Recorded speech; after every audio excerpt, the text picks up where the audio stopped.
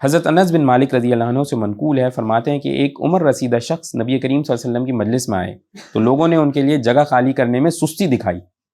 یہ دیکھ کر نبی کریم صلی اللہ علیہ وسلم نے ارشاد فرمایا، جو شخص ہمارے چھوٹوں پر رحم نہ کرے اور ہمارے بڑے کی تعظیم نہ کرے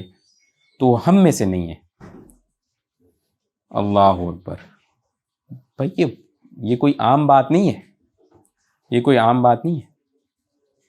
یہ کوئی عام بات نہیں ہے۔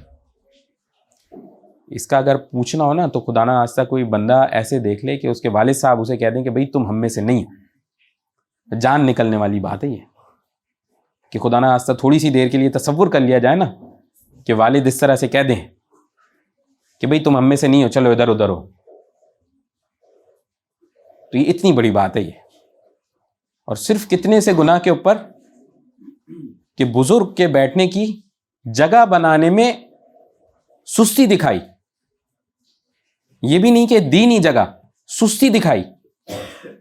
کہ بڑوں کی تعظیم نہیں کی اور چھوٹوں کا اکرام نہیں کیا، چھوٹوں کا خیال نہیں رکھا، چھوٹوں کے اوپر رحم نہیں کیا۔ اب ہمارا آوے کا آوے ہی بگڑا ہوا ہے بھائی، مطلب کیا بڑا مجھے سمجھ ہی نہیں آتا ہے کیا کس طرف کی پرورش ہوگی، کیا کس معاملے میں چلے گئے۔ بڑوں کے ساتھ آپ جناب ختم ہوگی، تو تڑاک ہوتا رہتا ہے، بھائی وغیرہ ختم ہو گیا، والدین تو والدین کے الگ مسائل ہیں، ویسے ہی آپس میں صاف نظر آ رہا ہے ایک صاحب بڑے عمر میں ساری چیزیں، لیکن اس کے باوجود بھی ان کو نام سے پکارا جا رہا ہے، کوئی آپ جناب نہیں ہے، کیونکہ شاید میں دکھنے میں زیادہ اچھا ہوں، میرے پاس مال شاید زیادہ ہے، یا میرا کیا مسئلہ ہے مجھے سمجھ میں نہیں آتا۔